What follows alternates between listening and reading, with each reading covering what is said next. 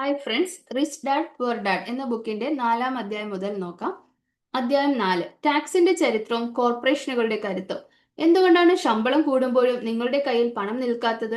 ഈ അധ്യായത്തിൽ rich dad റോബർട്ടിന് നൽകുന്ന പ്രധാന പാഠം ഇതാണ്. പണം ഉണ്ടാക്കുന്നത് മാത്രം പോരാ, അത് ഗവൺമെന്റിന് നൽകാതെ എങ്ങനെ നിയമപരമായി സംരക്ഷിക്കണം എന്നും അറിഞ്ഞിരിക്കണം. ഒന്ന്, ടാക്സിന്റെ ചരിത്രം. പണ്ടുകാലത്ത് ഇംഗ്ലണ്ടിലും അമേരിക്കയിലും ടാക്സ് എന്നൊരു സമ്പ്രദായം ഉണ്ടായിരുന്നില്ല. യുദ്ധങ്ങൾക്കും മറ്റുമായി ഫണ്ട് ആവശ്യമായി വന്നപ്പോൾ മാത്രമാണ് ഇടയ്ക്കിടെ ടാക്സ് ഏർപ്പെടുത്തിയിരുന്നത്. എന്നാൽ പിന്നീട് പണക്കാരെ ശിക്ഷിക്കാനും പാവപ്പെട്ടവരെ സഹായിക്കാനുമായി റോബിൻഹുഡ് ചിന്താഗതിയിൽ സ്ഥിരമായി ടാക്സ് നിയമങ്ങൾ വന്നു. എന്നാൽ കാലക്രമേണ ഈ ഭാരം പാവപ്പെട്ടവരിലും മധ്യവർഗക്കാരിലും വന്നു പതിച്ചു. അടുത്തത്, പണക്കാരുടെ തന്ത്രം. ഗവൺമെന്റ് ടാക്സ് നിയമങ്ങൾ കൊണ്ടുവന്നപ്പോൾ പണക്കാർ അതിനെ മറികടക്കാൻ വഴി കണ്ടെത്തി. അവിടെയാണ് കോർപ്പറേഷൻ എന്ന ആശയത്തിന്റെ പ്രസക്തി. കോർപ്പറേഷൻ എന്നത് സത്യത്തിൽ വലിയൊരു കെട്ടിടമോ ഫാക്ടറിയോ ഒന്നുമല്ല, മറിച്ച് അതൊരു നിയമപരമായ രേഖ മാത്രമാണ്. ഇതുപയോഗിച്ച് ബിസിനസ്സുകാർക്ക് അവരുടെ ടാക്സ് ഗണ്യമായി കുറയ്ക്കാൻ സാധിക്കും. ടാക്സ് അടയ്ക്കുന്നതിലെ പ്രധാന വ്യത്യാസം. സാധാരണക്കാരും പണക്കാരും പണം ചെലവാക്കുന്ന രീതിയിലെ വ്യത്യാസം കിയോസാക്കി ഇങ്ങനെ വിവരിക്കുന്നു. സാധാരണക്കാർ അവർ പണം സമ്പാദിക്കുന്നു, അവർ ടാക്സ് അടയ്ക്കുന്നു. ശമ്പളം കയ്യിൽ കിട്ടുന്നതിന് മുമ്പേ അവരുടെ ടാക്സ് അടയ്ക്കുകയാണ്. ബാക്കി തുക കൊണ്ട് ജീവിക്കുന്നു. അടുത്തത് പണക്കാർ. അവർ പണം സമ്പാദിക്കുന്നു, ചെലവ് നടത്തുന്നു. യാത്രകൾ, ഭക്ഷണം, ഓഫീസ് ചെലവുകൾ എന്നിവ കമ്പനിയുടെ പേരിൽ നടത്തുന്നു. ബാക്കി തുകയ്ക്ക് മാത്രം ടാക്സ് അടയ്ക്കുന്നു. ഇതിലൂടെ ബിസിനസ്സുകാർക്ക് നിയമപരമായി തന്നെ വലിയൊരു തുക ടാക്സിൽ നിന്ന് ലാഭിക്കാൻ സാധിക്കുന്നു. ഈ അധ്യായത്തിലെ പ്രധാന പോയിന്റുകൾ. നിങ്ങൾ എത്രത്തോളം സാമ്പത്തിക നിയമങ്ങൾ പഠിക്കുന്നുവോ അത്രത്തോളം പണം നിങ്ങൾക്ക് ലാഭിക്കാം. ഒരു കമ്പനിയുടെ പേരിൽ നിക്ഷേപങ്ങൾ നടത്തുന്നത് വഴി നിങ്ങളുടെ വ്യക്തിപരമായ സ്വത്തുക്കൾ സുരക്ഷിതമാക്കാം. നിയമങ്ങൾ അറിയാത്തവർ ഗവൺമെന്റിന് കൂടുതൽ പണം നൽകിക്കൊണ്ടേയിരിക്കും. അടുത്ത അധ്യായം, പണക്കാർ പണം കണ്ടുപിടിക്കുന്നു. നമ്മുടെ സ്കൂളുകൾ നമ്മളെ പഠിപ്പിക്കുന്നത് ഒരു ജോലി കണ്ടെത്താനാണ്. എന്നാൽ പണം നമുക്ക് വേണ്ടി എങ്ങനെ ജോലി ചെയ്യണമെന്ന് ആരും പഠിപ്പിക്കുന്നില്ല.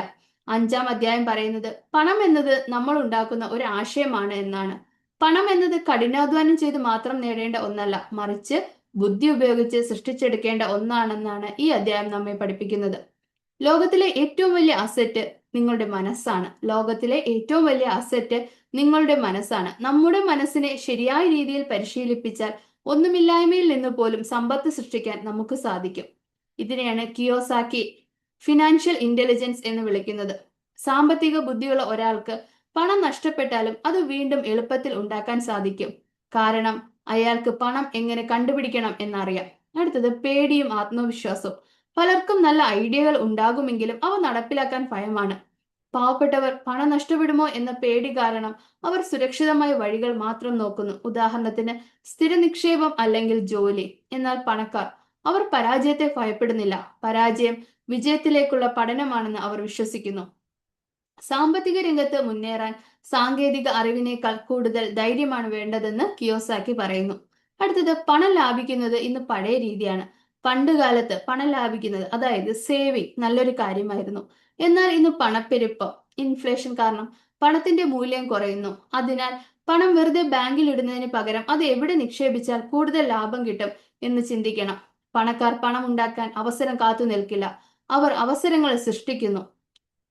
പണം എങ്ങനെ കണ്ടുപിടിക്കാം? ഒരു ഉദാഹരണം. കിയോസാക്കി ഒരു ഉദാഹരണം പറയുന്നു. നിങ്ങൾ ഒരു പഴയ വീട് കാണുന്നു, അതിന്റെ വില 50 ലക്ഷം രൂപയാണ്. എന്നാൽ അത് ആരും വാങ്ങാൻ തയ്യാറില്ല. നിങ്ങൾ ആ വീടിന്റെ ഉടമയുമായി സംസാരിച്ച് അത് 40 ലക്ഷത്തിന് വാങ്ങാൻ കരാർ ഒപ്പിടുന്നു.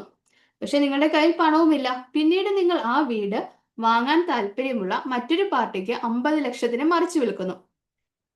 ഇവിടെ നിങ്ങൾ 10 ലക്ഷം രൂപ ലാഭമുണ്ടാക്കി. ഇവിടെ നിങ്ങൾ ശാരീരികമായി അധ്വാനിച്ചില്ല, പകരം നിങ്ങളുടെ ബുദ്ധി ഉപയോഗിച്ച് 10 ലക്ഷം രൂപ കണ്ടുപിടിച്ചു. അപ്പോൾ ഒരു മികച്ച നിക്ഷേപകനാകാൻ വേണ്ട കഴിവുകൾ. നിങ്ങൾക്ക് പണം ഇല്ലെങ്കിലും സമ്പന്നനാകാൻ ഈ 3 കാര്യങ്ങൾ പഠിക്കണം. 1, അവസരങ്ങൾ കണ്ടെത്തുക. മറ്റുള്ളവർ കാണാത്ത സാധ്യതകൾ നിങ്ങൾ കാണണം. എല്ലാവരും വിൽക്കുമ്പോൾ നിങ്ങൾ വാങ്ങുകയും എല്ലാവരും വാങ്ങുമ്പോൾ നിങ്ങൾ വിൽക്കുകയും ചെയ്യുന്ന രീതി. അടുത്തത്, ഫണ്ട് കണ്ടെത്തുക. നിങ്ങളുടെ കയ്യിൽ പണമില്ലെങ്കിലും ഒരു നല്ല പ്രോജക്റ്റ് നിങ്ങളുടെ പക്കലുണ്ടെങ്കിൽ ബാങ്കിൽ നിന്നോ മറ്റു ആളുകളിൽ നിന്നോ എങ്ങനെ പണം സമാഹരിക്കാം എന്ന് പഠിക്കുക. അടുത്തത്, മിടുക്കരായ ആളുകളെ ഉപയോഗിക്കുക. നിങ്ങൾക്ക് എല്ലാം അറിയണമെന്ന് നിർബന്ധമില്ല. നിങ്ങളെക്കാൾ അറിവുള്ള അക്കൗണ്ടന്റുമാരെയും നിയമവിദഗ്ധരെയും ഉപയോഗിച്ച് നിങ്ങളുടെ ബിസിനസ് വളർത്തുക. അപ്പം ഈ അധ്യായത്തിൽ പറയുന്നത് പണം എന്നത് പണക്കാർക്ക് വേണ്ടി ജോലി ചെയ്യുന്ന ഒരു ഉപകരണമാണ്. പണം ഉണ്ടാക്കാനായി തലച്ചോറിനെ ഉപയോഗിക്കാൻ തുടങ്ങുമ്പോഴാണ് നിങ്ങൾ പണക്കാരനാകാൻ തുടങ്ങുന്നത്. പുതിയ കാര്യങ്ങൾ പഠിക്കാനും റിസ്ക് എടുക്കാനും തയ്യാറാവുക. അടുത്ത അധ്യായം, പഠിക്കാൻ വേണ്ടി ജോലി ചെയ്യുക. ഈ അധ്യായത്തിൽ റോബർട്ട് കിയോസാക്കി തന്റെ ജീവിതത്തിലെ ഒരു അനുഭവം പറഞ്ഞുകൊണ്ടാണ് തുടങ്ങുന്നത്. സിംഗപ്പൂരിൽ വെച്ച് ഒരു മികച്ച വനിതാ പത്രപ്രവർത്തകയെ അദ്ദേഹം കണ്ടുമുട്ടി. അവർക്ക് നല്ല എഴുത്തു ശൈലിയുണ്ട്, പക്ഷേ പുസ്തകങ്ങൾ വിറ്റഴിയുന്നില്ല. അദ്ദേഹം അവർക്കൊരു ഉപദേശം നൽകി, ഒരു സെയിൽസ് കോഴ്സിന് പോവുക.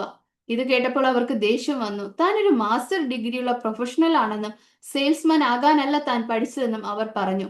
ഇവിടെയാണ് കിയോസാക്കി തന്റെ പ്രധാന പോയിന്റ് വ്യക്തമാക്കുന്നത്. സ്പെഷ്യലൈസേഷൻ വേണോ അതോ വൈവിധ്യമാർന്ന അറിവ് വേണോ? പലരും വിശ്വസിക്കുന്നത് ഒരു കാര്യത്തിൽ മാത്രം വൈദഗ്ധ്യം നേടുന്നതാണ്, ഒരു കാര്യത്തിൽ മാത്രം സ്പെഷ്യലൈസേഷൻ നേടുന്നതാണ് വിജയത്തിലേക്കുള്ള വഴി എന്നാണ്. എന്നാൽ റിച്ചാർഡ് പഠിപ്പിച്ചത് പല കാര്യങ്ങളെക്കുറിച്ചും കുറച്ചെങ്കിലും അറിഞ്ഞിരിക്കുക എന്നാണ്. പാവപ്പെട്ടവരാണെങ്കിൽ ഒരു പ്രത്യേക ജോലിയിൽ മാത്രം ശ്രദ്ധ കേന്ദ്രീകരിക്കുന്നു. അത് നഷ്ടപ്പെട്ടാൽ അവർ വഴിമുട്ടുന്നു. എന്നാൽ പണക്കാരോ, അവർ പല മേഖലകളിലും മാർക്കറ്റിംഗ്, അക്കൗണ്ടിംഗ്, ഇൻവെസ്റ്റിംഗ് എല്ലാത്തിനെയും കുറിച്ചും അടിസ്ഥാന അറിവ് നേടുന്നു.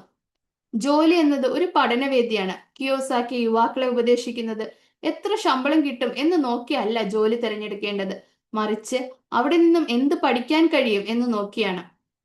കിയോസാക്കി പഠനം കഴിഞ്ഞ് മറൈൻ കോർപ്സിൽ ചേർന്നു. എന്തിന്? കപ്പൽ ഓടിക്കാനല്ല, മറിച്ച് ആളുകളെ നയിക്കാൻ, ലീഡർഷിപ്പ് പഠിക്കാൻ വേണ്ടിയാണ്.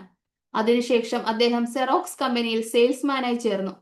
തന്റെ ഉള്ളിലെ ലജ്ജ മാറ്റാനും മറ്റുള്ളവരോട് സംസാരിച്ച് കാര്യങ്ങൾ ബോധിപ്പിക്കാനും വേണ്ടിയാണ് അദ്ദേഹം അത് ചെയ്തത്.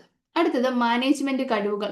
വിജയിക്കാൻ 3 പ്രധാന മാനേജ്മെന്റ് കഴിവുകൾ ആവശ്യമാണെന്ന് ഈ അധ്യായം പറയുന്നു. 1. ക്യാഷ് ഫ്ലോ മാനേജ്മെന്റ്, പണത്തിന്റെ വരവും ചെലവും നിയന്ത്രിക്കുക. 2. സിസ്റ്റം മാനേജ്മെന്റ്, ബിസിനസ് രീതികൾ ക്രമീകരിക്കുക. 3. പീപ്പിൾ മാനേജ്മെന്റ്, ആളുകളെ കൈകാര്യം ചെയ്യാനും അവർക്ക് പ്രചോദനം നൽകാനും പഠിക്കുക. സെയിൽസും മാർക്കറ്റിംഗും. ഈ അധ്യായത്തിലെ ഏറ്റവും വലിയ പാഠം ഇതാണ്.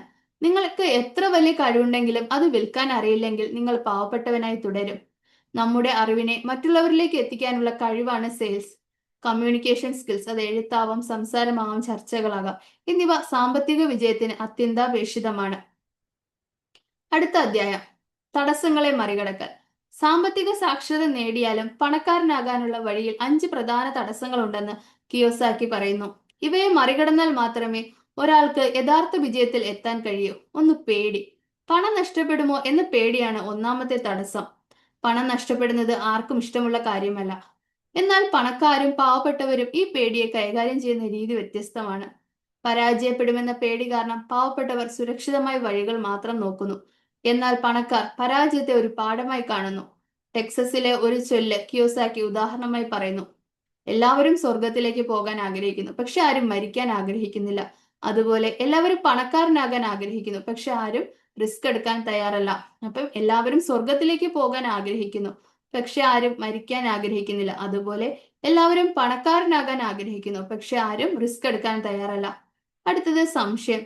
നമ്മുടെ ഉള്ളിലെ സംശയങ്ങളും പുറത്തുള്ളവരുടെ നെഗറ്റീവ് അഭിപ്രായങ്ങളുമാണ് രണ്ടാമത്തെ തടസ്സം. ആകാശം ഇടിഞ്ഞു വീഴാൻ പോകുന്നു എന്ന് നിലവിളിക്കുന്ന കോഴിക്കുഞ്ഞിനെ പോലെയാണ് പലരും. ഒരു നല്ല നിക്ഷേപ അവസരം വരുമ്പോൾ അത് നടക്കില്ല, സാമ്പത്തിക മാന്ദ്യം വരാൻ പോകുന്നു എന്നിങ്ങനെ മറ്റുള്ളവർ പറയുമ്പോൾ നമ്മൾ പിന്മാറുന്നു. എന്നാൽ പണക്കാർ ഇത്തരം ശബ്ദങ്ങളെ അവഗണിക്കുകയും വസ്തുതകൾ മാത്രം നോക്കി തീരുമാനമെടുക്കുകയും ചെയ്യുന്നു. അടുത്തത്, മടി. ശരിക്കും തിരക്കുള്ള ആളുകളല്ല, മറിച്ച് തങ്ങൾ ചെയ്യേണ്ട പ്രധാനപ്പെട്ട കാര്യങ്ങൾ ചെയ്യാതിരിക്കാൻ വേണ്ടി തിരക്ക് അഭിനയിക്കുന്നവരാണ് മടിയന്മാർ. ഇതിനുള്ള മരുന്ന് അല്പം ഗ്രീഡാണ്, ആർത്തിയാണ്. എനിക്കത് വാങ്ങാൻ കഴിയില്ല എന്ന് പറയുന്നതിന് പകരം എനിക്കത് എങ്ങനെ വാങ്ങാൻ കഴിയും, എനിക്കത് എങ്ങനെ വാങ്ങാൻ കഴിയും എന്ന് സ്വയം ചോദിക്കുക. ഇത് നിങ്ങളുടെ മസ്തിഷ്കത്തെ പ്രവർത്തിപ്പിക്കുകയും മടി മാറ്റുകയും ചെയ്യും. അടുത്തത്, ബാഡ് ഹാബിറ്റ്സ്, മോശം ശീലങ്ങൾ. നമ്മുടെ ജീവിതം നിയന്ത്രിക്കുന്നത് നമ്മുടെ ശീലങ്ങളാണ്. മിക്കവരും ആദ്യം ബില്ലുകൾ അടയ്ക്കുന്നു, ബാക്കി വന്നാൽ മാത്രം നിക്ഷേപിക്കുന്നു. റിച്ച് ഡാഡ് പഠിപ്പിച്ചത് ആദ്യം നിങ്ങൾക്ക് തന്നെ പണം നൽകുക, പേ യുവർ സെൽഫ് ഫസ്റ്റ് എന്നാണ്. അതായത് വരുമാനം കിട്ടുമ്പോൾ ആദ്യം നിക്ഷേപത്തിനുള്ള തുക മാറ്റിവെക്കുക. ബില്ലുകൾ അടയ്ക്കാൻ പണമില്ലാതെ വരുമ്പോൾ അത് നിങ്ങളെ കൂടുതൽ അധ്വാനിക്കാനും പണം കണ്ടെത്താനും പ്രേരിപ്പിക്കും. ഇത് നിങ്ങളുടെ സാമ്പത്തിക ബുദ്ധി വർദ്ധിപ്പിക്കും. അടുത്തത്, അഹങ്കാരം. എനിക്ക് എല്ലാം അറിയാം എന്ന തോന്നലാണ് അഹങ്കാരം. എനിക്ക് അറിവില്ലാത്ത കാര്യത്തെക്കുറിച്ച് സംസാരിക്കാൻ പലരും അഹങ്കാരം ഒരു മറയായി ഉപയോഗിക്കുന്നു.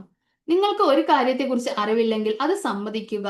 ആ മേഖലയിലുള്ള ഒരു വിദഗ്ധനെ കാണുകയോ പുസ്തകങ്ങൾ വായിക്കുകയോ ചെയ്ത് അറിവ് സമ്പാദിക്കുക. അറിവില്ലായ്മ പണം നഷ്ടപ്പെടുത്തും. അപ്പം ഈ അധ്യായത്തിലെ പ്രധാന പോയിന്റുകൾ: പരാജയത്തെ ഭയപ്പെടാതെ അതിൽ നിന്ന് പഠിക്കുക, എനിക്ക് കഴിയില്ല എന്ന ചിന്തയെ എനിക്ക് എങ്ങനെ കഴിയും എന്ന ചോദ്യം കൊണ്ട് മാറ്റുക, നിക്ഷേപങ്ങൾക്ക് നിങ്ങളുടെ ജീവിതത്തിൽ ഒന്നാം സ്ഥാനം നൽകുക. അടുത്ത അധ്യായം: യാത്ര തുടങ്ങാം. സാമ്പത്തികമായി വിജയിക്കാൻ ആഗ്രഹമുണ്ടെങ്കിലും എവിടെ നിന്ന് തുടങ്ങണം എന്ന് പലർക്കും അറിയില്ല. ഈ അധ്യായത്തിൽ റോബർട്ട് കിയോസാക്കി 10 ഘട്ടങ്ങൾ നിർദ്ദേശിക്കുന്നു. അവയെ ലളിതമായി പറയാം. 1. മനസ്സിനെ ഉണർത്തുന്ന ഒരു ലക്ഷ്യം. പണക്കാരനാകാൻ വെറുതെ ആഗ്രഹിച്ചാൽ മാത്രം പോരാ, അതിശക്തമായ ഒരു കാരണം വേണം. എനിക്ക് 60 വയസ്സ് വരെ ജോലി ചെയ്യാൻ താല്പര്യമില്ല, അല്ലെങ്കിൽ എന്റെ കുടുംബത്തിന് നല്ലൊരു ജീവിതം നൽകണം എന്നൊക്കെയുള്ള ആഴത്തിലുള്ള കാരണങ്ങൾ നിങ്ങളെ മുന്നോട്ട് നയിക്കും. അടുത്തത്: ദിവസവും തെരഞ്ഞെടുപ്പുകൾ നടത്തുക. നമ്മുടെ കയ്യിലുള്ള ഓരോ രൂപയും ഓരോ നിമിഷവും എവിടെ ചെലവാക്കണം എന്നത് നമ്മുടെ തെരഞ്ഞെടുപ്പാണ്. പാവപ്പെട്ടവർ പണം കിട്ടുമ്പോൾ അത് ചെലവാക്കാൻ തീരുമാനിക്കുന്നു, എന്നാൽ പണക്കാർ അത് അറിവ് നേടാനോ അസറ്റുകൾ വാങ്ങാനോ ഉപയോഗിക്കുന്നു. ആദ്യം നിങ്ങളുടെ അറിവിൽ നിക്ഷേപിക്കുക. അടുത്തത്: സുഹൃത്തുക്കളെ ശ്രദ്ധയോടെ തിരഞ്ഞെടുക്കുക. നിങ്ങൾ സമ്പന്നരായ സുഹൃത്തുക്കളെ മാത്രം കണ്ടെത്തണം എന്നല്ല ഇതിനർത്ഥം. മറിച്ച് പണത്തെക്കുറിച്ച് സംസാരിക്കുന്നവരും പുതിയ ആശയങ്ങൾ പങ്കുവെക്കുന്നവരുമായ ആളുകളുമായി സൗഹൃദം സ്ഥാപിക്കുക. ആകാശം ഇടിഞ്ഞു വീഴും എന്ന് പേടിപ്പിക്കുന്ന സുഹൃത്തുക്കളെക്കാൾ സാധ്യതകൾ കാണുന്നവരോട് കൂട്ടുകൂടുക. അടുത്തത്: പുതിയൊരു ഫോർമുല പഠിക്കുക. നിങ്ങൾ നിലവിൽ പണമുണ്ടാക്കാൻ ഉപയോഗിക്കുന്ന രീതി ഫലപ്രദമല്ലെങ്കിൽ പുതിയൊരു രീതി പഠിക്കുക. വേഗത്തിൽ പഠിക്കുക എന്നത് വലിയൊരു കഴിവാണ്. ഉദാഹരണത്തിന്, റിയൽ എസ്റ്റേറ്റോ സ്റ്റോക്ക് മാർക്കറ്റോ എങ്ങനെ പ്രവർത്തിക്കുന്നു എന്ന് ആഴത്തിൽ പഠിച്ച് അതിൽ മാസ്റ്റർ ആവുക. അടുത്തത്: സ്വയം ആദ്യം പണം നൽകുക. പേ യുവർ സെൽഫ് ഫസ്റ്റ്. നിങ്ങൾക്ക് അച്ചടക്കം, സെൽഫ് ഡിസിപ്ലിൻ ഇല്ലെങ്കിൽ പണക്കാരനാകാൻ കഴിയില്ല. ശമ്പളം കിട്ടിയാലുടൻ ബില്ലുകൾ അടയ്ക്കുന്നതിന് മുൻപ് നിക്ഷേപത്തിനുള്ള തുക മാറ്റിവെക്കുക. പണമില്ലാതെ വരുമ്പോൾ ബില്ലുകൾ അടയ്ക്കാനുള്ള സമ്മർദ്ദം നിങ്ങളെ പുതിയ വരുമാന മാർഗങ്ങൾ കണ്ടെത്താൻ പ്രേരിപ്പിക്കും. അടുത്തത്: വിദഗ്ധർക്ക് നല്ല പ്രതിഫലം നൽകുക. പേ യുവർ ബ്രോക്കേഴ്സ് വെൽ. നല്ല അക്കൗണ്ടന്റുമാർക്കും വക്കീലന്മാർക്കും ബ്രോക്കർമാർക്കും പണം നൽകാൻ മടിക്കരുത്. അവർ നൽകുന്ന വിവരങ്ങൾ നിങ്ങൾക്ക് വലിയ ലാഭമുണ്ടാക്കി തരും. അവർ എത്രത്തോളം പണം ഉണ്ടാക്കുന്നുവോ അത്രത്തോളം ലാഭം നിങ്ങൾക്ക് ലഭിക്കും.